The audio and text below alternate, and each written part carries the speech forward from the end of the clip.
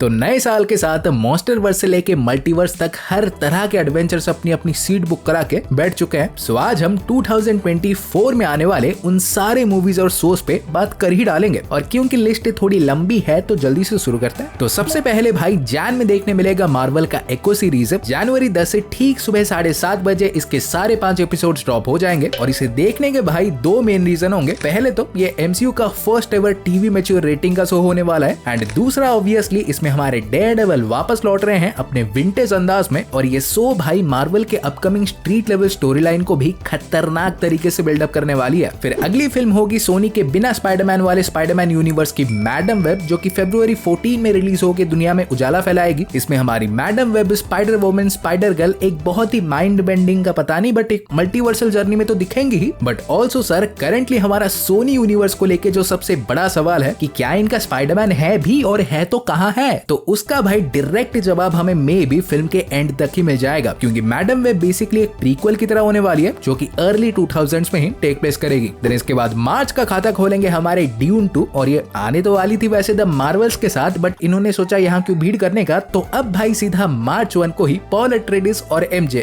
घानी फ्रीमैन के झुंड को लेके केंजुआ की पीठ पे बैठ के पाउडर की फैक्ट्री हरकनेंस वालों से बदला लेने आएंगे। इनफैक्ट इस बार भाई कई सारे नए कैरेक्टर्स पे इंट्रोड्यूस होने वाले हैं। देन 8 साल बाद फाइनली मार्च 8 को लौट रहे हैं हमारे पो कुंग फू पांडा 4 के साथ। इसमें पो जी हमारे अपने कंफर्ट जोन से बाहर आके अपना एक शिष्य बना के अब तक के सबसे बड़े थ्रेट कमेलियन का सामना करते दिखाई देंगे, जो कि ऑब्वियसली ये अपने नाम की तरह किसी का भी रूप ले सकता है और सकता है क्या करके दिखाएगा बार बार। वो फिल्म में पो के अभी तक के सारे प्रीवियस विलेंस का फॉर्म लेने वाला है। ये इनका बेसिकली नोवे होम ही होगा। फिर इसके बाद मार्च 27 को खरोचेंगे एक्समैन 97। ये ना कि ओनली 1992 वाले शो का एक डायरेक्ट सीक्वल होगा बट ऑल्सो इस सीरीज से हमें एक प्रॉपर आइडिया में मिल जाएगा कि MCU के म्यूटेंट्स आखिर कैसे होने वाले हैं। बिकॉज सर जी ये ना भूलो कि मल्टीवर्स ऑफ मैडनेस के चार्ल्स एक्जेवियर और द मार्वल्स के बीस्ट हमारे सीधा इसी शो से ही अडैप्टेड थे और मिस मार्वल में वो हल्का सा थीम भी यहीं का बजा था। फिर इसके बाद मार्च 29 को घोस्ट बस्टर्स फ्रोजन एम्पायर के दर्शन होंगे। ये फ्रेंचाइज की 4th इंस्टॉलमेंट होगी और इस बार ये लोग भाई ऑल आउट जा रहे हैं। लाइक इसके सादे बट नॉट सिंपल से सिनॉप्सिस से ये कंफर्म हो गया था कि दिस टाइम देखो टेम्परेचर को गिराने के लिए एक एंशिएंट एंटागोनिस्ट वापस लौट रहा है, जो कि लिटरली भाई टेम्परेचर गिरा के आइस एज वापस लाने वाला है पूरे दुनिया में। बट गेस करो व्हाट, उसे रोकने के लिए इस बार हमारे नए और पुराने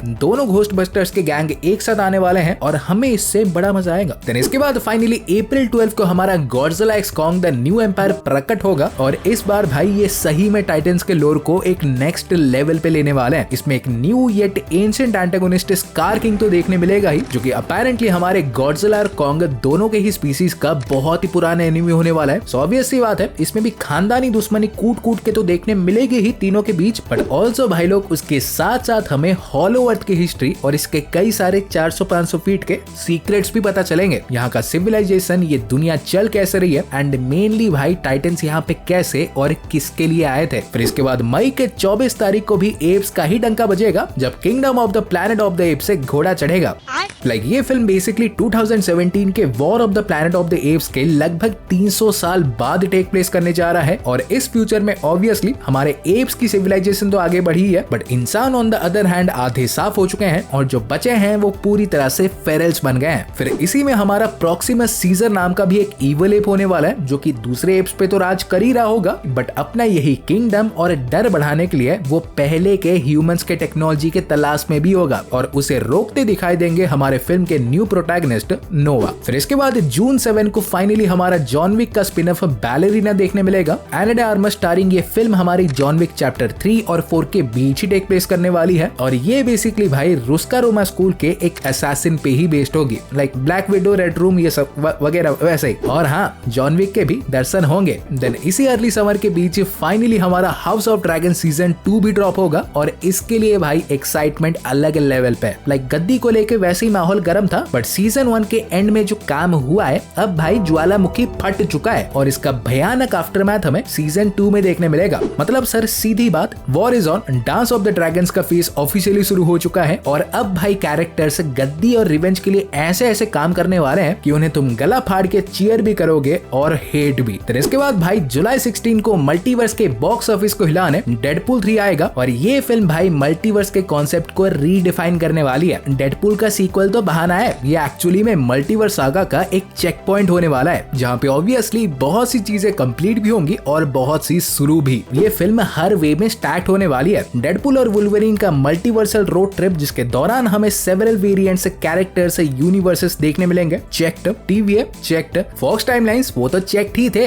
MCU की पहली R-rated फिल्म चेक्ड। सीक्रेट वॉर्स का सेटअप चकाचक चेक्ड। इनफैक्ट मार्वल का भाई इस पे इतना भरोसा है कि 24 में ये बस इसी एक ही फिल्म को रिलीज कर रहे हैं और क्या लोगे। फिर इसके बाद भाई अगस्त 16 को एलियन फ्रेंचाइज का नोवा इंस्टॉलमेंट एलियन रम्यूलस भी आने वाली है, जो कि वैसे तो एक स्टैंड अलोन होगी, बट ये फिल्म हमारे एलियन 79 और एलियन 86 के बीच टेक प्लेस करने वाली है। देन इसके बाद अगस्त 30 को हमारा सोनी का क्रेवन द हंटर भी ड्रॉप होगा and I am kind of excited for this because पहले तो सर ये फिल्म हमारी SSU की पहली R-rated फ्लिक होगी, सो क्रेवन का वो एनिमलिस्टिक हंटर तो देखने मिलेगा ही, पक्की बात है। But also sir maybe I think फिल्म के एंड में क्रेवन सीधा स्पाइडरमैन को ही हंट करने निकलने वाला है। लाइक ट्रेलर में उसका जो हंटिंग लिस्ट था ना, आई थिंक उस लिस्ट का भाई लास्ट नेम किसी और का नहीं बल्कि स्पाइडरमैन का ही होगा। फिर इसके बाद हमारा द बॉयज का सीजन 4 भी इसी टाइम के अराउंड ही ड्रॉप होगा। बट हर यूनिवर्स की तरह सर जी यहाँ भी प्रॉपर आग लगी हुई है। सोल्जर बॉय को तो सुला दिया, बट विक्टोरिया न्यूमन धीरे धीरे करके और भी पावरफुल बनती जा रही है और अब तो भाई उसके पास एक सूप्स को उड़ाने वाला एक वायरस भी है। फिर बुचर के पास भी बस महीने बचे हैं जीने को, जिससे पहले वो डेफिनेटली सब कुछ ठीक करने का ट्राई करेगा। देन होमलैंडर तो भाई और भी सनक चुका है, उसका बेटा भी आ गया जो कि परफेक्ट उसी के ही राह में चल रहा है। मतलब इन शॉर्ट बोला जाए तो इनकी पूरी दुनिया भाई एच पे है, कभी भी कुछ भी हो सकता है। फिर सितंबर 12 को ट्रांसफॉर्मर्स 1 रिलीज होगा। ये बेसिकली एक एनिमेटेड फिल्म होने वाली है, जिसमें हमें पहली बार साइबरट्रॉन प्लैनेट का ओरिजिन स्टोरी देखने मिलेगा। लाइक ऑटोबॉट से डिसेप्टिकॉन्स है कौन, ये झगड़ते क्यों रहते हैं, सब कुछ सो प्रीक्वली मान लो, और इसीलिए हमें पुराने प्राइम्स तो देखने मिलेंगे, but also sir Optimus Prime, Megatron, इन सबके यंगर वर्जन्स भी दिखेंगे। इनफैक्ट यंगर ऑप्टिमस को हमारे खुद थॉर यानी क्रिस हेम्सवर्थ वॉइस देने वाले हैं। फिर सितंबर 19 में मार्वल का अगाथा ऑल अलोंग रिलीज होगा। ये वांडा विजन का एक डायरेक्ट स्पिन ऑफ होने वाला है और मल्टीवर्स ऑफ मैडनेस में स्कारलेट विच के वैनिश होने के बाद उसने जो अगाथा पे स्पेल फूका था ना, तो उसका इफेक्ट भी वांडा के साथ ही चला गया। बट ना